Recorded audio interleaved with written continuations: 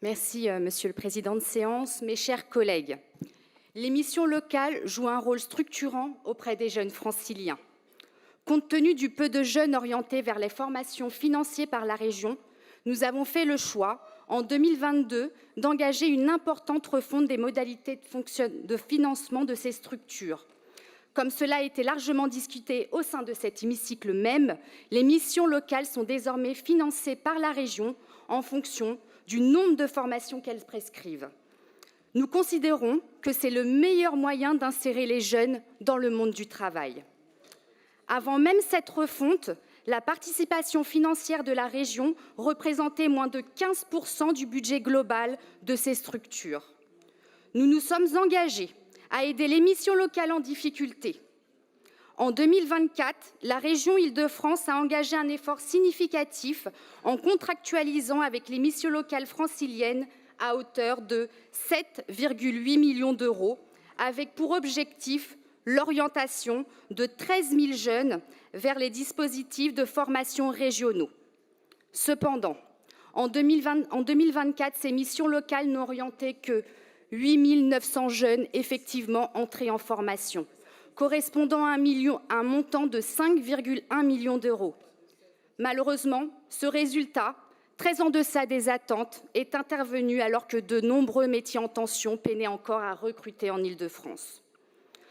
Sur la situation de l'Association régionale des missions locales, et comme nous l'avons largement partagé, cette dernière n'a pas souhaité poursuivre son rôle de tête de réseau lors de la refonte des modalités de financement de la région. Ce faisant, sa mission principale n'étant plus remplie, la région a décidé de mettre fin à sa subvention. Pendant trop longtemps, l'orientation est demeurée un angle mort des politiques publiques.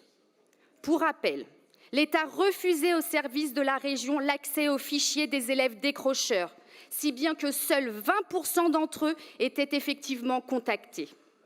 La présidente de Région A, à plusieurs reprises, interpellé le gouvernement pour obtenir cette liste et a souhaité même mettre en place un dispositif efficace pour tenter de trouver une solution dédiée pour chaque francilien décrocheur. C'est pour cela que la création de l'agence Oriane traduit cette volonté forte, grâce à des moyens augmentés, d'accompagner chaque jeune décrocheur vers un retour en formation initiale ou vers l'insertion professionnelle par la formation ou l'emploi.